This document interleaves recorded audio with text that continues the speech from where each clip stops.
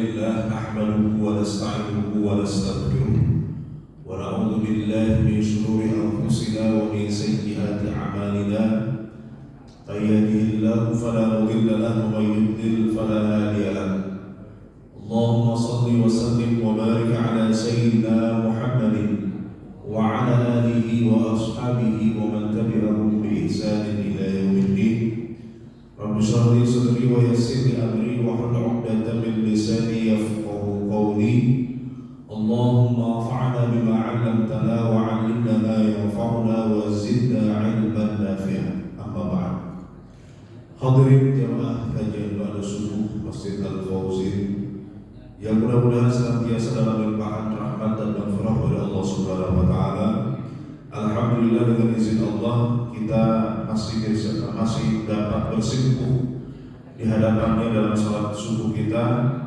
Kita berdoa kepada Allah di momentum yang insyaallah mustajab ini dalam majelis ilmu. Kita minta kepada Allah agar kita semua yang terutama yang hadir di sini senantiasa diberikan keberkahan dalam segala urusan kita, dalam rezeki kita, dalam umur kita, karena keberkahan itulah yang penting. Apa artinya rezeki yang banyak kalau tidak berkah? Apa artinya umur yang panjang kalau tidak berkah? Maka senantiasa kita selain meminta rezeki yang banyak, juga kita minta keberkahan dalam rezeki kita. Selain kita meminta kepada Allah umur yang panjang, kita juga meminta keberkahan dalam umur kita. Doa banyak orang yang hartanya banyak tapi tidak bisa tidur kenyang, ya. Dan berapa banyak orang yang umurnya panjang tapi dihabiskan di atas ranjang. Oleh karenanya mari kita sama-sama minta keberkahan dari Allah Subhanahu wa taala dalam segala urusan kita, dalam rezeki kita dan dalam umur kita. Amin ya rabbal alamin.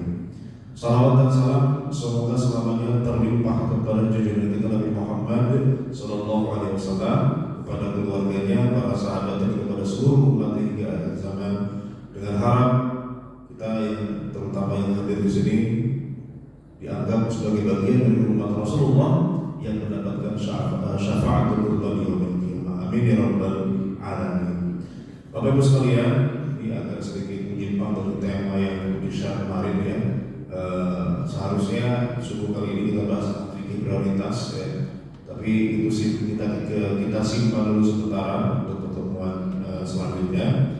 Kali ini kita ingin membahas salah satu bagian dalam fikih muamalah ya, terkait fenomena yang ada di sekitar kita yang banyak kita temui ya, terkait dengan masalah parkir ya.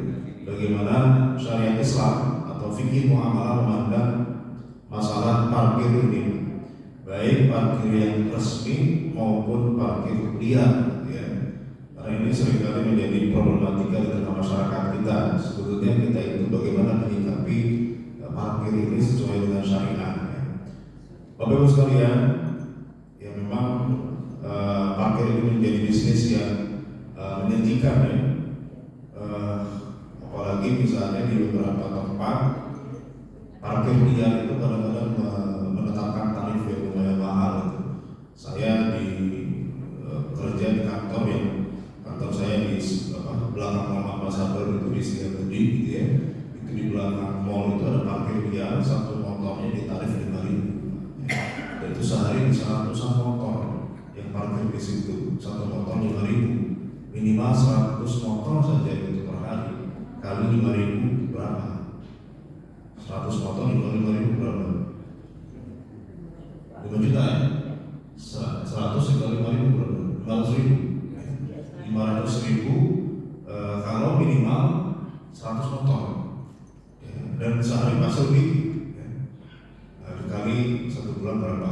Ya, lumayan.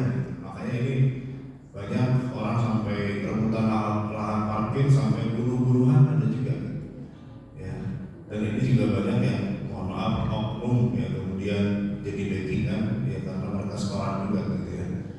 Nah ini jadi masalah buat kita semua, bagaimana sebetulnya Islam memandang masalah parkir ini ya. Yang sekalian ada beberapa hal yang kita ingin bahas terkait dengan parkir ini. Pertama, menarik uang parkir di lahan orang lain tanpa izin, bagaimana Islam memandang ini. Kemudian menarik uang parkir tanpa kartu atau tiket parkir ya, bagaimana akad yang digunakan di situ. Kemudian kalaupun dibolehkan tarif parkir Kemudian keempat, ada sebagian pengelola parkir yang menetapkan kehilangan bukan tanggung jawab pengelola parkir. Apakah itu dibolehkan? Ya. Baik Mas sekalian, kita mulai dari yang pertama, yaitu menarik uang parkir di lahan orang lain tanpa izin. Dan ini banyak terjadi. Ya. Ada orang yang punya usaha, kios, ya, ada sedikit halaman untuk parkir, itu kemudian jadi ladang usaha buat para juru parkir gitu, ya. Padahal si pemilik kios itu juga tidak menetapkan tarif parkir di situ. Kalau mau parkir ya gratis, tapi kemudian dimanfaatkan oleh segelintir orang, ya, oleh para juru parkir liar ini, ya. Kemudian menarik uang dari orang yang parkir, padahal itu bukan lahan miliknya, ya. Coba sekalian, ini banyak sekali gitu, ya. Dan ini kadang-kadang ya seringkali berdampak buruk pada pengusahanya. Saya baca di media sosial itu banyak yang memberikan pengalamannya, gitu, ya. Jadi ada pengusaha yang dia baru bangun usahanya, dia sewa kios, ya. Tadinya nggak ada tukang parkir, rame-rame aja itu, Pak. Rame jualannya. Begitu kemudian beberapa bulan kemudian tukang parkir itu mulai mengendus, gitu, ya. Adanya potensi bisnis di situ. Akhirnya dia tarik itu orang parkir di situ. Padahal itu bukan kios milik, bukan lahan milik dia. Akhirnya gara-gara ada tukang parkir, ya, usahanya lambat laun jadi makin sepi, bahkan sampai gulung tikar. Banyak ternyata seperti itu. Jadi luar biasa ini dampak parkir liar ini, bukan hanya ke kita yang bayar, tapi juga buat pengusaha, gitu, ya. Pengusaha kadang-kadang jadi rugi gara-gara ada tukang parkir. Kenapa? Karena orang mikir-mikir, Pak, ini mau jajan cuma 5.000 doang, kena parkir 2.000, jadi 7.000. Artinya ada harga, ada kos yang lebih dibayar, ya. Apalagi cuma masuk doang, pulang-pulang nggak jadi beli karena ternyata nggak ada barangnya. Begitu keluar, ya, ditarikin 2.000, gitu, ya. Padahal nggak jadi beli, gitu. Nah ini kadang-kadang orang mikir-mikir, ya. Saya aja kalau mau beli ke Alfa atau ke Indomaret, saya lihat-lihat dulu ini ada tukang parkirnya apa enggak. Saya ambil beli Alfa yang nggak ada tukang parkirnya, itu lumayan 2.000 juga kalau dikali berapa kali kan lumayan, ya. Artinya ini juga berdampak buruk pada pengusahanya. Kalau ada tukang parkir yang di situ, ya, artinya ini akan mengurangi potensi orang mau beli ke situ. Jadi sekalian, kalau kita lihat syariatnya, gitu, ya, menguasai lahan orang tanpa hak itu namanya gosok, ya. Jadi begini, Pak, kalau kita punya lahan, kita punya tanah, para ulama mengatakan bahwa tanah milik kita itu bukan hanya tanah yang menjadi milik kita, tapi apa yang di atasnya dan apa yang di bawahnya itu adalah hak pemilik lahannya itu, ya. Apa yang di atas tanah, apa yang di bawah tanah itu menjadi hak pemilik lahan. Jadi kalau ada orang beli tanah gitu, pas digali ternyata di bawahnya ada emas, peninggalan Bung Karno misalnya, itu jadi hak pemilik tanah sebagai secara fikih, gitu, ya. Cuma kan di kita ada aturan lain jadi milik negara biasanya kalau peninggalan warisan zaman dulu, gitu, ya. Tapi secara fikih bahwa apa yang di atas tanah, apa yang di bawah tanah itu menjadi haknya pemilik lahan. Di luar itu bukan milik dia. Jadi misalnya begini, Pak, konsekuensinya, ya. Kalau kita punya tanah, gitu, kemudian kita bangun bangunan, maka bangunan kita itu tidak boleh kemudian keluar dari batas lahan kita, masuk ke lahan orang lain. Misalnya tanah kita sampingan dengan tanah tetangga, gitu. Kita bangun rumah, bikin balkon, misalnya itu bikin dindang, gitu, ya. Nah, dindangnya itu jangan sampai lewat dari batas tanah kita. Kalau walaupun itu di atas, gitu, ya. Nah, karena atasnya juga milik orang yang punya tanah. Jadi jangan sampai betok dam kita itu, balkon kita itu misalnya menjorok ke tanah milik orang. Karena walaupun nggak jumlah tanahnya, tapi kan atasnya juga milik orang itu. Jadi space di atasnya juga milik orang yang punya tanah itu, kecuali kalau sudah izin, ya. Atau misalnya kita bangun rumah, depan rumah itu adalah jalan umum, jalan buat publik, ya.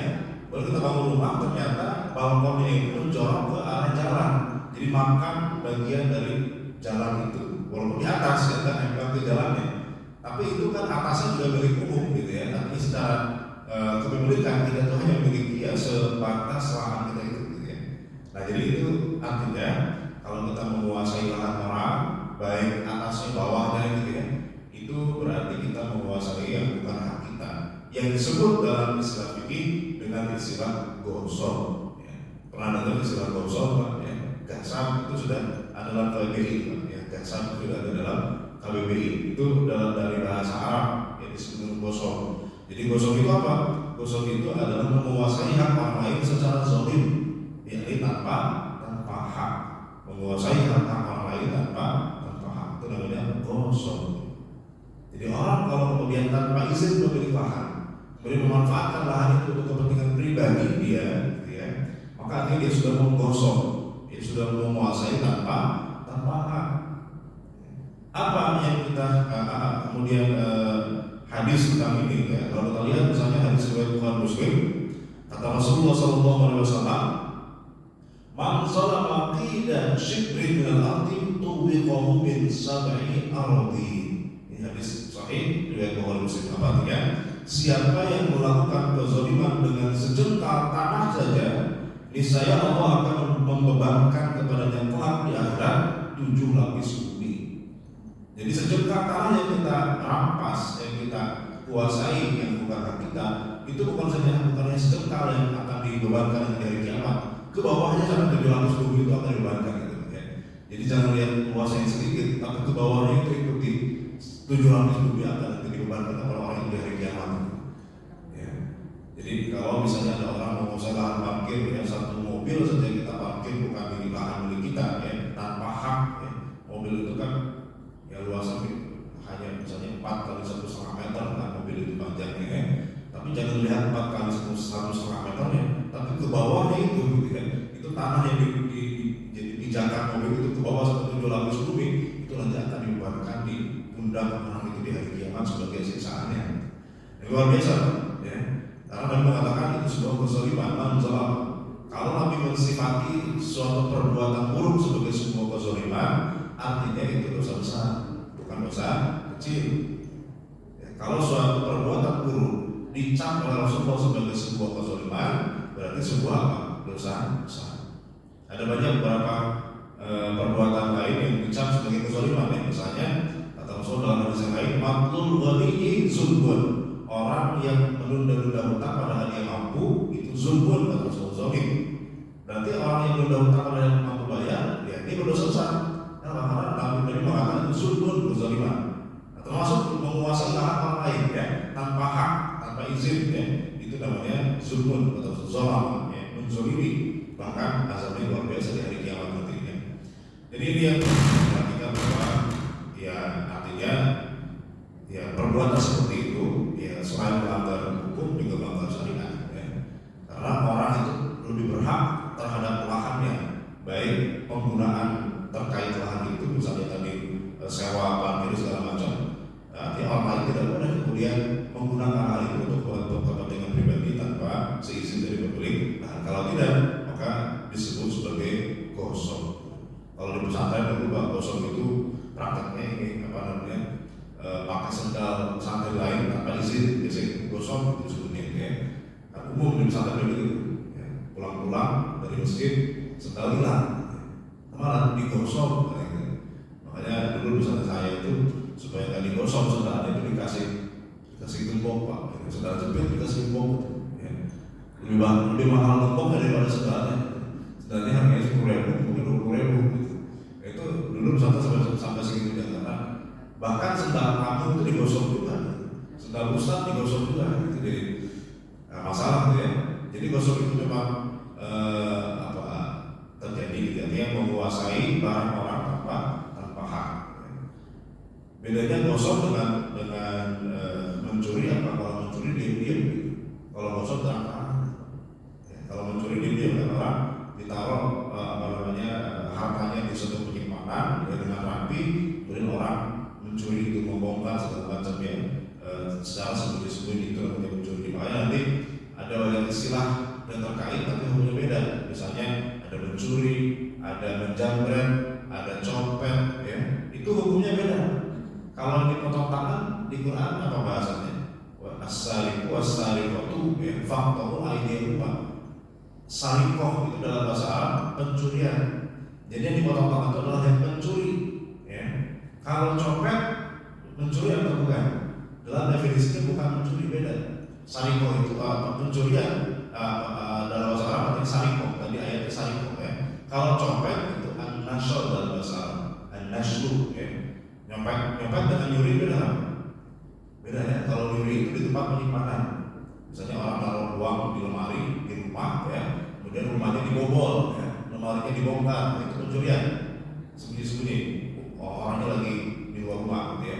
Kalau nyopet itu orangnya ada depan dia, dan duitnya di sakunya, tapi dengan kecepatan tangan, ya dengan kelihayan sehingga dia bisa ngambil uang itu. Nah itu copet.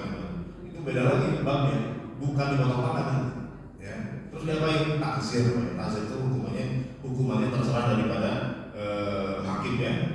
Ada lagi misalnya jambret. Jambret itu juga beda lagi itu dalam bahasa Arabnya, bukan sariko ya. Kalau jambret kan terang-terangan ya. Orang pakai kalung, ibu-ibu misalnya langsung dijambret, ditarik ke kalungnya ya dengan langsung kabur kan gitu ya. Nah itu beda, bukan mencuri, itu menjambret. Dalam bahasa Arab bahasanya juga lain lagi. Artinya setiap perbuatan yang sekiranya mirip ya kadang-kadang hukumnya beda. Korupsi, nah korupsi itu juga tidak bisa dipotong tangan sebetulnya. Kenapa? Karena dia itu bukan pencurian, dia itu khianat pada bahasa Arab. Orang dikasih amanat untuk mengelola keuangan, kemudian dia selewengkan, korupsi. Nah itu bukan mencuri. Nah hukumannya apa? Hukumannya terserah dari hakim. Mau hukum mati boleh gitu misalnya, ya. Kalau dianggap itu masalah. Jadi tidak ada ketentuan khusus kalau korupsi sebetulnya, tergantung daripada kebijakan atau undang-undang di setiap negara beda-beda ya. Nanti kita belum ada hukuman mati buat koruptor ya. Kalau negara lain sudah ada. Kenapa? Karena korupsi ini kerusakannya sistematis ya. Kerusakannya sistematis, jadi lebih parah daripada mencuri. Kalau mencuri jadi korban satu orang, kalau koruptor itu jadi korban seluruh warga Indonesia. Jadi yang terzolimi ya semua masyarakat. Artinya hukumannya bisa lebih berat daripada mencuri gitu. Tapi tidak diatur dalam syariat bagaimana jenis hukumannya diserahkan kepada pemerintah gitu ya. Jadi ada had, ada takzir dalam istilah fikih. Kalau had itu adalah hukuman yang sudah ditentukan dalam syariat, seperti kisos, seperti rajam, seperti potong tangan buat mencuri, itu sudah ada had namanya, hukuman yang ditentukan. Nah ada takzir. Kalau takzir itu hukuman yang tidak ditentukan tapi diserahkan kepada pemerintah atau hakim, itu takzir namanya. Nah yang ada hadnya, yang ada hukuman yang jelas yang ditentukan oleh syariat, diantaranya membunuh, ya dikisos, ya, berzina, zina muhson itu dirajam, kemudian mencuri, potong tangan, hanya itu saja kira-kira, mabok misalnya dicambuk dan seterusnya. Tapi di luar itu hukumnya diserahkan kepada pemerintah. Kalau disebut dengan takzir, ya. Jadi ada takzir, ada had. Nah gosok ini ya hukumannya takzir, ya tidak ada hukuman khusus ya. Artinya itu diserahkan kepada kebijakan dari masing-masing negara atau pemerintah. Baik, nah ada juga yang orang atau juru parkir yang bukan ada juga ya, di mana hampir yang parkir liar itu pasti nggak pakai karcis, nggak pakai kartu ya. Gimana hukumnya, akadnya? Orang tiba-tiba gitu ya menarik uang parkir, padahal dari awal kita nggak ada akad. Umumnya kan begitu Pak ya. Pada waktu aku datang kau tiada, pada waktu aku pulang tiba-tiba kau berada di sampingku, kan begitu ya. Jadi seperti makhluk gaib Pak. Pas datang kelihatan, pas pulang tiba-tiba narikin motor kita dari belakang gitu ya. Nah itu artinya kan tanpa akad di awal, pura-pura ada karcis ya. Orang pas datang kita ngelihat ada orang gitu ya, tiba-tiba pas pulang kalau ada orang tiba-tiba narikin dari belakang. Nah itu sebetulnya bagaimana secara fikih ya? Karena jemaah sekalian, kalau kita lihat syarat transaksi dalam Islam itu harus ada namanya unsur ridho sama ridho, suka sama suka. Ini sebagaimana dalam Al-Quran disebutkan, ya ayyuhalladzina amanu la ta'kulu amwalakum bainakum bil batil illa an takuna tijaratan an taradin minkum. Hai orang-orang beriman, janganlah kalian atau kamu saling memakan harta sesamamu dengan jalan yang batil, kecuali dengan jalan perniagaan atau transaksi yang berlaku dengan suka sama suka di antara kamu. Jadi syarat transaksi itu harus suka sama suka, harus saling ridho antara pihak pertama, pihak kedua, tidak ada yang merasa menyesal, tidak merasa diberatkan, tidak merasa rugi, semuanya harus suka sama suka, ridho sama ridho. Itu syarat mutlak dalam setiap transaksi, mau jual beli, mau hutang, mau sewa, apapun itu semuanya harus suka sama suka, ridho sama ridho. Nah, dalam hadis juga la yahillu malu imri'in muslim illa bi nafsin minhu. Tidak halal mengambil harta seorang muslim kecuali dengan kerelaan atau keridhaan darinya. Jadi kalau kita mengambil harta orang tanpa keridhaan, orang yang tidak ridho, orang yang tidak rela, berarti harta itu adalah harta haram buat kita, tidak halal berarti. Itu Rasulullah yang maksud, tidak halal kita mengambil harta orang lain tanpa kerelaan darinya. Maka apa konsekuensi dari ayat dan hadis ini? Maka kalau Allah mengatakan syarat setiap transaksi itu harus suka sama suka, ridho sama ridho. Bagaimana supaya kita pasti ridho sama ridho? Karena ridho itu kan adanya di hati, tidak bisa terlihat. Maka untuk memastikan adanya keridhaan itu harus ada namanya apa? Ijab qabul. Ya, ijab qabul. Ya, sama seperti nikah. Nikah kan ada ijab qabulnya. Misalnya ya, qabil itu nikah apa? Zawaj itu kawalan nikah itu Pak. Saya nikahkan dan kawinkan, ya. Ananda siapa dengan putri saya. Qabil itu saya terima. Itu namanya ijab dan qabul. Bukan hanya dalam nikah, dalam setiap transaksi harus ada ijab qabul. Dan ijab qabul itu adalah salah satu usaha untuk memastikan keduanya sama-sama ridho. Gitu. Nah, ijab qabul itu seperti apa? Ijab qabul itu bisa jadi dengan ucapan atau dengan tulisan atau dengan isyarat, gitu ya. Yang penting dua-duanya sama-sama paham bahwa ini akadnya apa. Ya, itu pentingnya ijab qabul dalam transaksi untuk memastikan dua-duanya sama-sama ridho. Jadi harus ada ijab qabul. Dengan ucapan misalnya, saya jual harga apa barang ini seharga sekian dibayar tunai. Kata pihak keduanya saya terima, gitu. Jual beli. Walaupun salah ucapan begini, kalau jual sekarang agak susah ya, jual beli online. Tapi zaman dulu kalau lama mewajibkan itu, terutama dalam Syafi'i. Makanya di sebagian kampung atau sebagian daerah yang mazhab Syafi'i yang kental, seperti di kampung saya di Tasikmalaya, di kabupaten itu, memang di daerah saya itu kan mazhab Syafi'inya kental banget.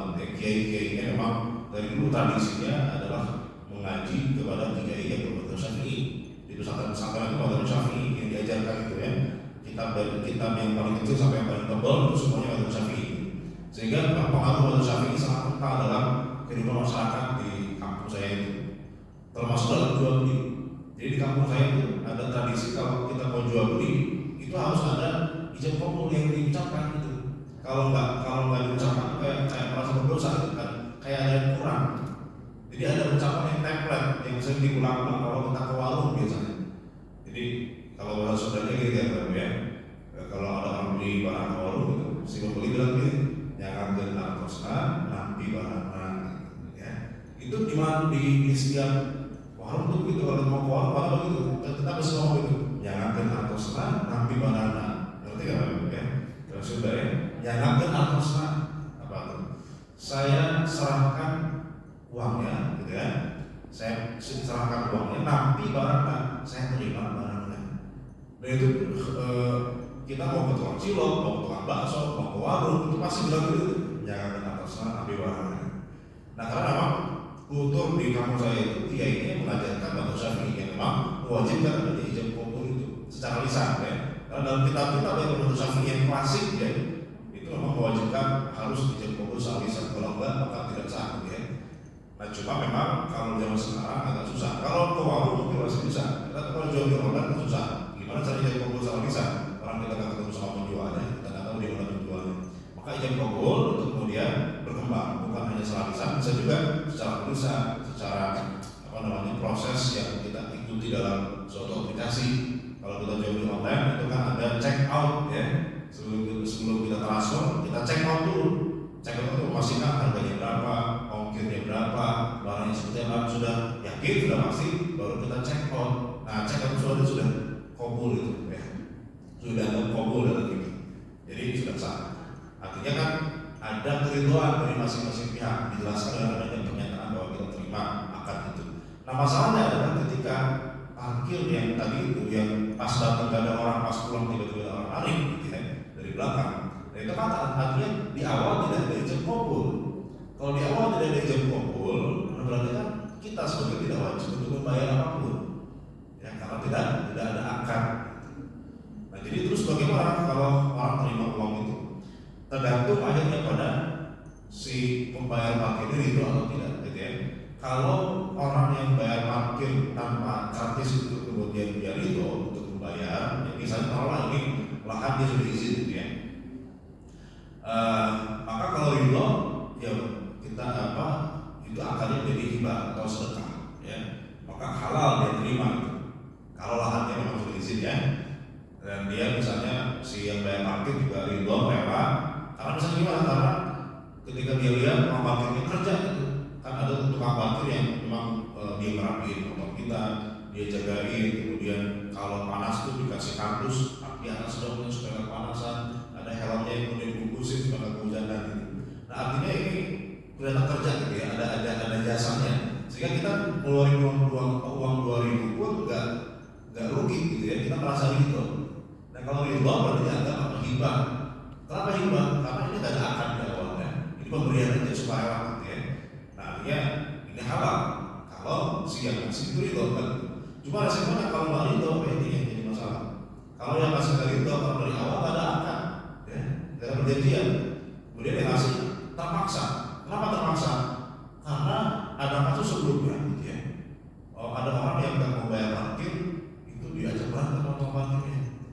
Kan ada, bahkan ada kasus ekstrim, ada mobil nggak mau bayar parkir, itu dikoreksi mobil sengaja, direcatin mobilnya pakai aku, gitu. Nah, kan orang takut jadinya, terpaksa dia bayar. Nah, kalau dia bayar karena terpaksa, ya padahal nggak ada akad di awal, itu namanya dalam bahasa Arabnya al-muqsu atau al-maqsu, ya. Itu jelas haram hukumnya.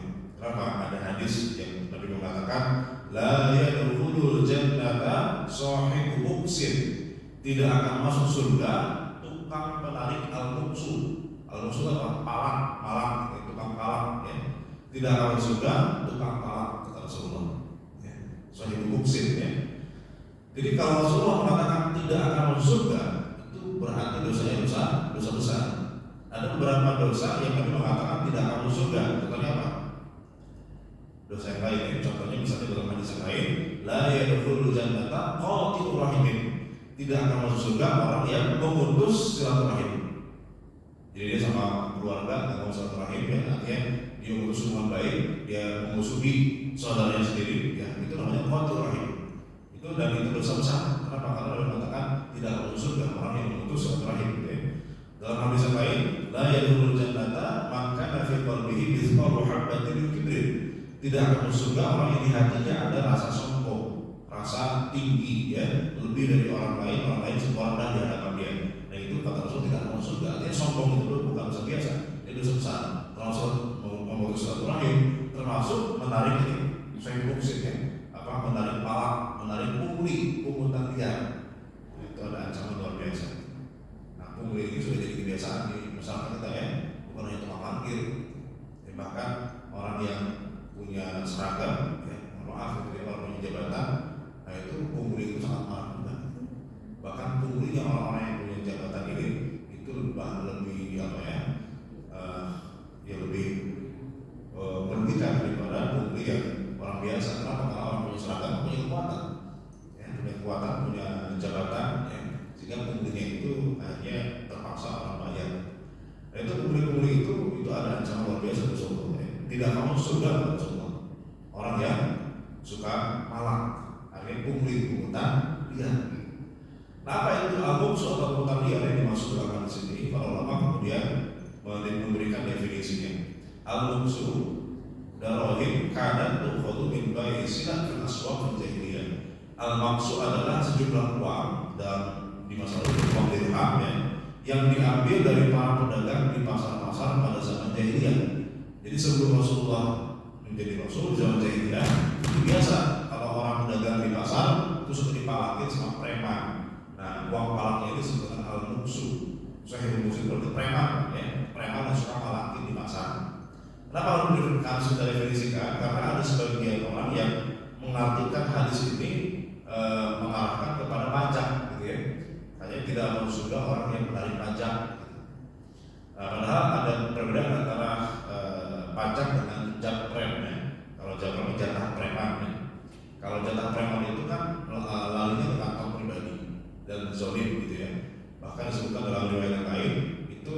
besar 10%. Jadi para preman di zaman jahiliyah itu menarik uang dari pedagang itu sebanyak 10% dari keuntungan hari itu. Berapa keuntungan hari itu? Maka mereka minta 10%. Ya, itu jatah preman di masa itu besar. Makanya Nabi sangat marah yang menegur orang-orang itu. Tidak surga orang suka narik pertalian capre tadi itu. Tapi kalau pajak itu seperti iuran warga negara, iuran bersama untuk membangun negara, kan? Untuk membangun infrastruktur, untuk kemudian belanja negara, ya gaji para PNS dan seterusnya. Jadi pajak itu tidak bisa dikategorikan dalam hal ini karena beda ya antara pungli dengan pajak. Kalau pajak kan resmi yang itu kembali kepada masyarakat sendiri. Tapi kalau yang dimaksud dalam hal maksud dalam hal ini itu lebih kepada uang palak, pertalian yang masuk ke kantong pribadi, bukan kepada kas negara, bukan untuk masyarakat. Nah, itu yang dimaksud dengan pungli, pungutan liar atau hal maksud dalam bahasa Arab. Ya, hal maksud. Jadi ada kaitan yang hal maksud dengan maksa, mirip kan? Nah, bahasa Indonesia maksa, itu bahasa Arabnya hal maksud. Karena sama-sama maksa ya, sama-sama pungli, pungutan liar. Baik, bahkan kata Imam An-Nawawi itu dalam kitab Al-Minhaj Syarah Sahih Muslim, ya, beliau menjelaskan hadis tadi dan mengatakan bahwa menarik pungutan liar itu adalah maksiat di antara maksiat yang paling buruk gitu, dan dosanya paling besar.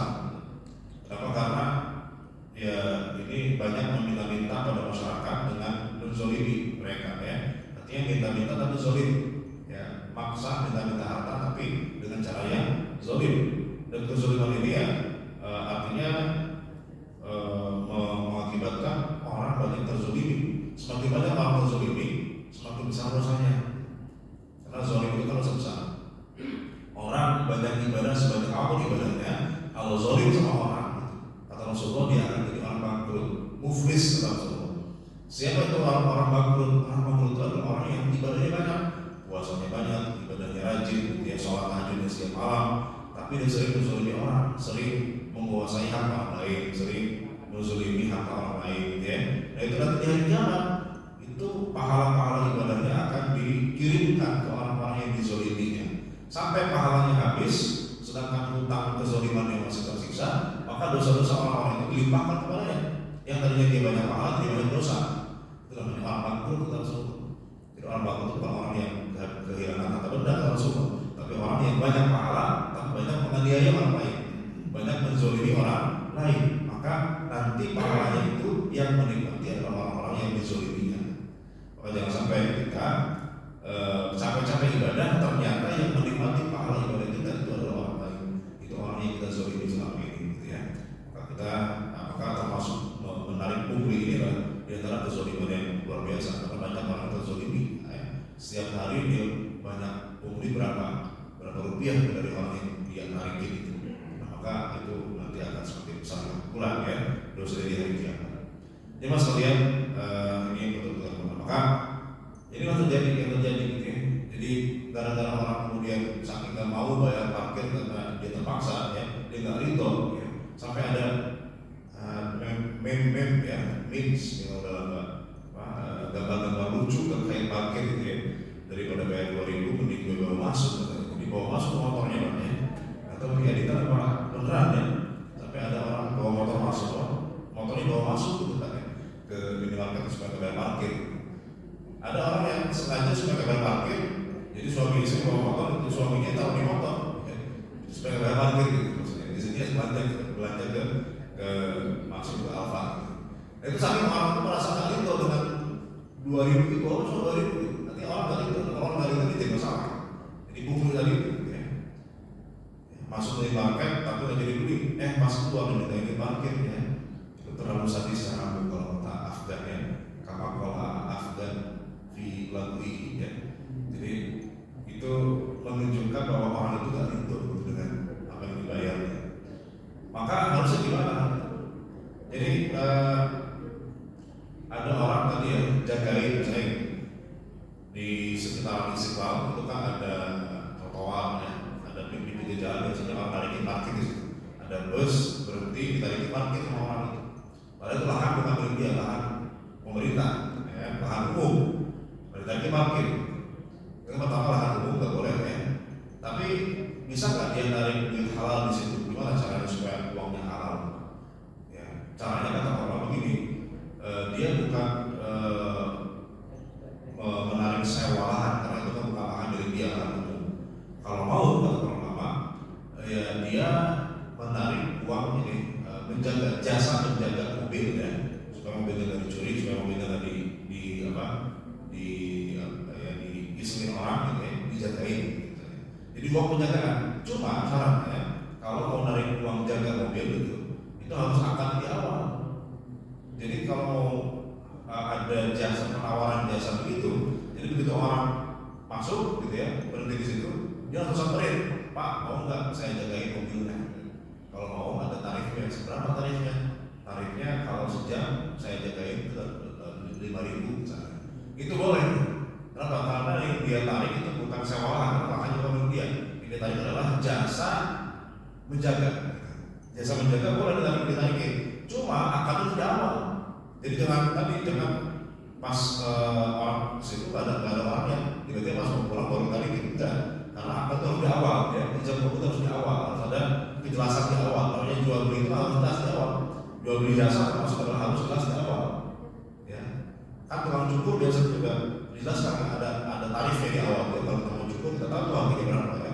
Jadi kalau orang mau narikin uang jaga ya dari awal dia harus kasih, Pak ini kalau mau berhenti di sini saya ada menawarkan jasa menjaga. Kalau bapak mau silahkan bayar, saya jaga nanti.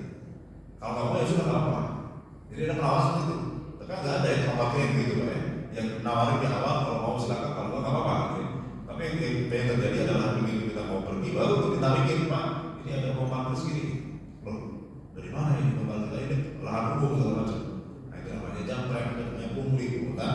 Iya, haram hukumnya. Kalau dari awal dia menawarkan jasa, ya, kayak tadi nawarin jasa menjaga, ya, harganya jelas, harganya berapa, gitu ya, tanggung jawabnya apa, nah, kalau hilang gimana, nah itu baru boleh kemudian dia mengambil uang dari situ. Berarti dia hidup, ya, ada keriduan dari dua belah pihak. Nah, kuncinya adalah ada di ijab kabul di awal, ada di ijab kabul di awal.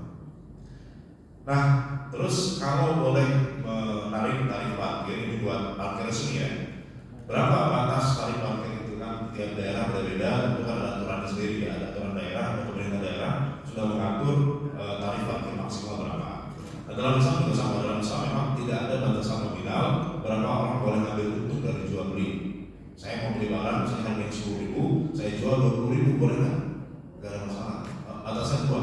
Batasannya adalah pertama kesepakatan, yang penting penjual pembeli sepakat, ya. Yang kedua kewajaran, yang penting wajar harganya, tidak terlalu mencekik, ya, tidak terlalu lebih tinggi daripada harga pasar. Artinya selama sepakat dan wajar, maka berapapun harga yang disepakati itu boleh-boleh saja, termasuk tarif parkir.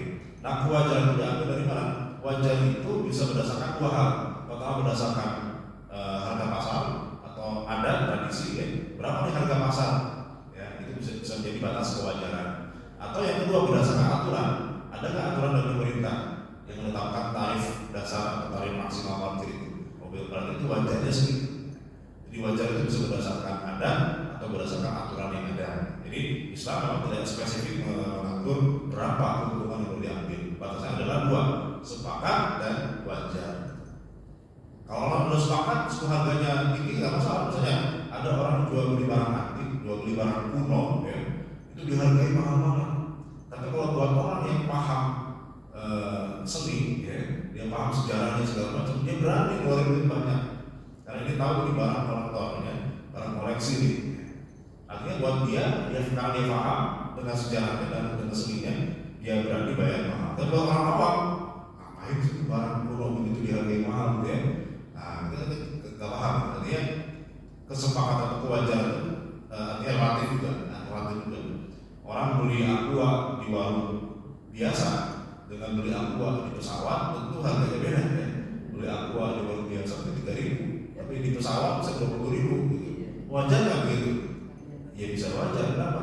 Karena pesawat gitu ya. Kalau mau murah ya turun dulu, Pak. Terjun pakai parasut gitu ya. Baru murah gitu ya. Artinya ada biaya-biaya yang harus dikeluarkan juga ketika orang jual pesawat gitu ya. Atau misalnya orang jualan di tempat wisata, biasanya lebih mahal daripada tempat biasa. Beli di Indomie di tempat biasa mungkin cuma 15.000, kalau di tempat wisata bisa 20.000, 25.000. Wajar nggak begitu? Bisa jadi wajar. Kenapa? Karena sewanya lebih mahal, ada pajaknya, bisa segala macam, sehingga itu kewajaran bisa relatif ya, tergantung tempatnya, tergantung di mananya. Baik. Kemudian yang terakhir, Bapak sekalian, kehilangan bukan tanggung jawab pengelola parkir atau ini bolehkah ya? Bolehkah pengelola parkir sudah menetapkan di awal kalau kehilangan ini bukan kewajiban pengelola parkir, dari awal sudah meles ya. Itu kalau dia parkir yang berbayar, artinya ada akad ijarah ya. Jadi akad itu bisa dua ya, bisa gratis, itu namanya akad titipan. Kalau titipnya gratis ya, kalau ada kehilangan itu bukan tanggung jawab dari penerima titipan. Saya nitip motor saya di rumah tangga saya, karena saya mau pergi misalnya. Ternyata tiba-tiba ada maling masuk, kemudian mencuri motor saya di rumah tangga saya itu. Nah, apakah tangga saya wajib ganti? Ya enggak, kan cuma nitip gratis. Dan itu kesalahan dari pemilik rumah karena dibobol ya rumahnya saya. Tapi kalau kita akan ijarah, akan sewa, kita bayar, maka ada hak dan kewajiban di situ. Apa hak dan kewajibannya? Kewajibannya misalnya si pengelola parkir wajib menjaga. Kalau ada kehilangan, berarti ya pengelola wajib tanggung jawab karena tugas dia menjaga. Nggak bisa dia lari begitu saja karena ada hak dan kewajiban dari akan ijarah, akan sewa itu. Kalau dia sudah bayar, ya. Nah, jadi tidak boleh sebetulnya dalam urusan orang kalau sudah menyatakan akan ijarah, sewa, dia bayar, orang lain bayar ke dia untuk dijaga, kemudian ada kehilangan karena keterlambatan si pengelola parkir ini, maka secara hukum fikih Islam dia wajib mengganti, ya, wajib mengganti. Jadi tidak bisa lari begitu saja sudah bayar terus ada kerjanya apa ini? Ya, itu akan dijawab konsekuensi dari akan sewa karena itu sudah bayar. Kecuali kalau nitip ya tentu tidak ada konsekuensi apapun ya, ketika hilang dan seterusnya maka kesalahan orangnya maka tidak wajib mengganti. Baik, saya kira itu saja yang bisa kita sampaikan dalam pertemuan subuh kali ini.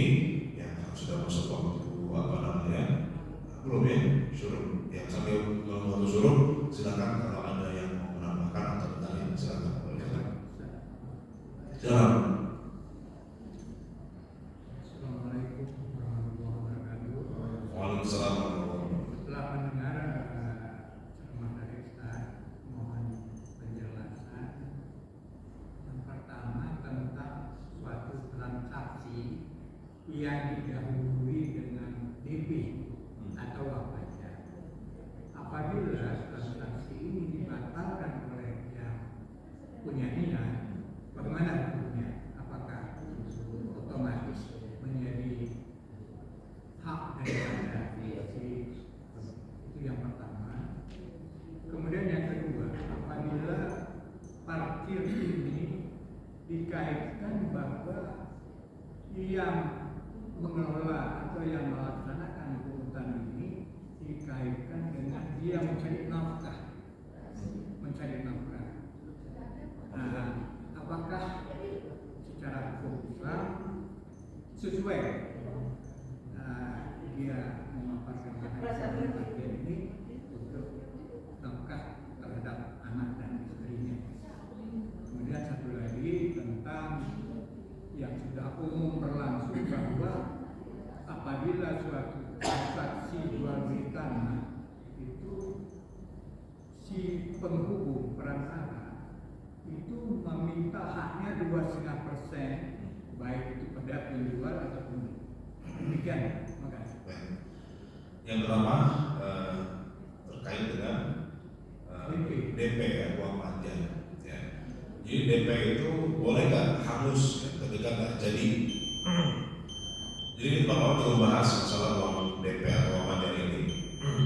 Ada sebagian mengatakan ini tidak boleh hangus. Tapi tidak boleh hangus karena berarti kita membayar sesuatu yang tidak ada kompensasinya. Kita bayar buat apa? Kenapa uang kita hangus? Karena kita dapat apa-apa, gitu ya. Ada yang mengatakan demikian. Tapi ya, sebagai besar ulama mengatakan, ya, selama uang DP itu masuk akal nominalnya untuk apa? Untuk mengganti potensi kerugian dari penjual. Kenapa?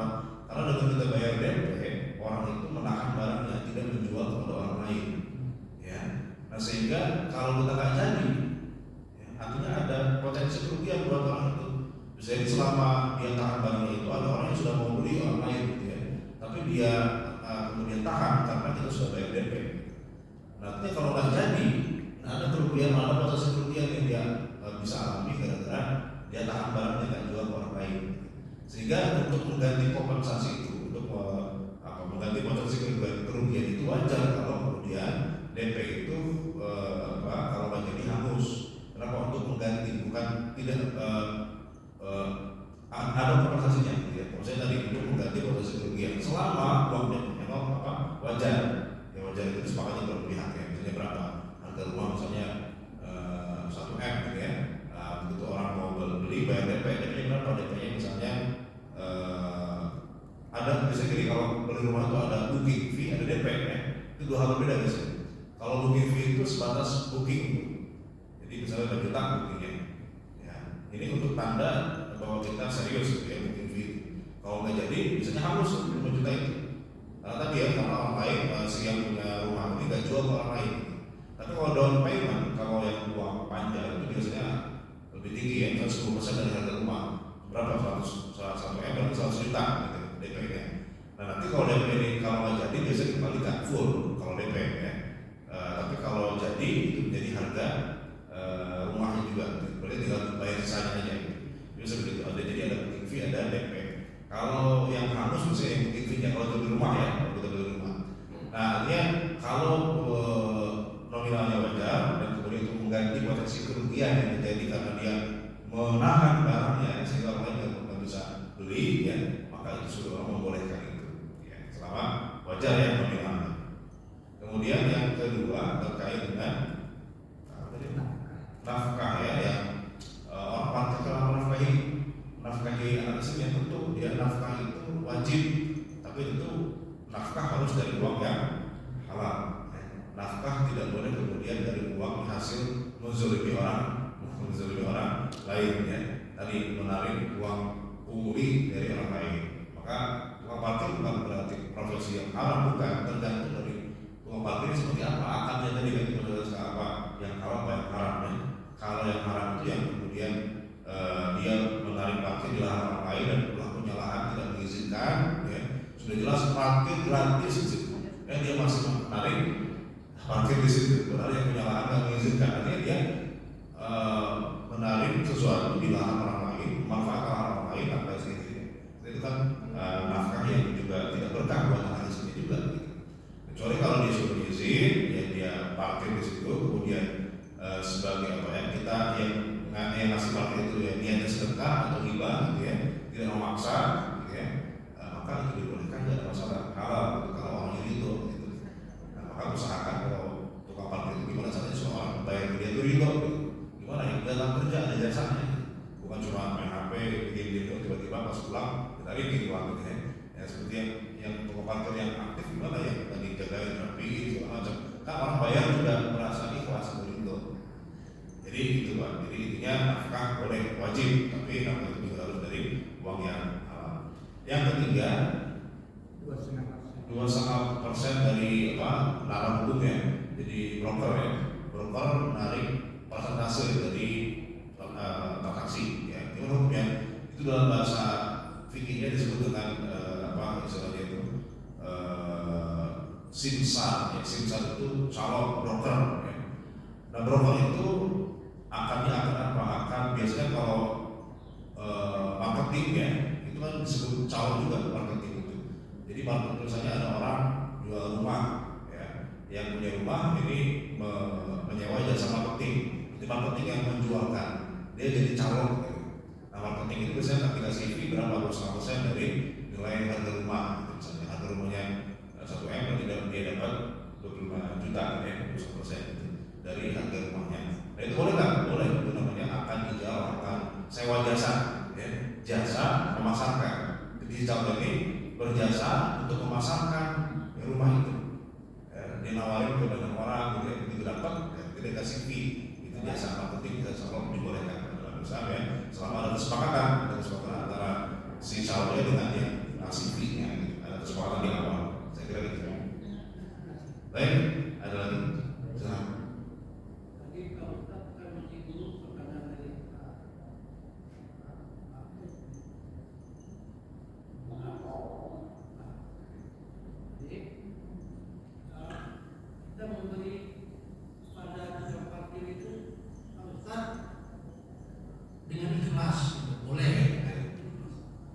di situ tadi ada tulisan paket gratis gitu ya kan, misalnya fasilitas negara, rumah sakit, misalnya puskesmas, ya kan. Perbuatan kita itu justru mengajarkan yang benar, ya kan. Jangankan lapang pahala, kalau berdosa ada kita berdosa. Mengajarkan untuk melanggar peraturan. Saya di rumah sakit itu ditulis dilarang memberikan gratifikasi, menerima gratifikasi. Ada yang ada beberapa yang gitu. Jangankan kita berpahala sebelum memberikan pada yang tadi, justru kita mengajarkan yang benar gitu. Ya. Bagaimana itu Ustaz? Ya betul. Jadi syaratnya tadi ya, orang mau menarik parkir itu syaratnya pertama lahannya dia harus izin dulu kan, bukan lahan dari orang lain, bukan lahan yang tidak diizinkan untuk narik parkir itu. Dari awal dia narik parkir itu, kalau orang yang gitu kan itu dosa karena dia sudah narik di lahan yang tidak diizinkan untuk narik parkir itu. Ya seperti gratifikasi dari juga ya. Jadi orang non tipping tidak boleh menerima uang tip dari orang dari perusahaan itu. Dia tetap narik tip, tetap menerima, itu kan tidak boleh ya, karena tidak diizinkan oleh yang meng-hire-nya, sama hukumnya.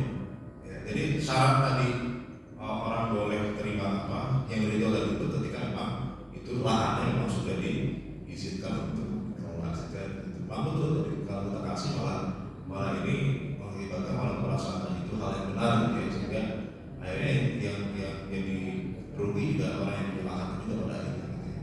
Saya kira itu. Makanya saya juga ya, tidak mulai berani untuk kemudian kadang-kadang orang kan kenapa bayar karena takut aja sebenarnya, karena mau berantem aja kadang-kadang gitu ya, daripada berantem daripada nanti cekcok ya udah bayar aja deh. Kebanyakan begitu Pak. Kalau yang itu makanya jarang, apalagi yang buka parkirnya tatoan ya sampai lah itu kan kita sendiri juga nggak tahu untuk buat apa, sendiri buat mabuk buat apa gitu ya. Jadi orang-orang kadang-kadang kita kasih buat kanal itu buat mereka lebih kepada nggak mau ribut aja gitu kadang-kadang.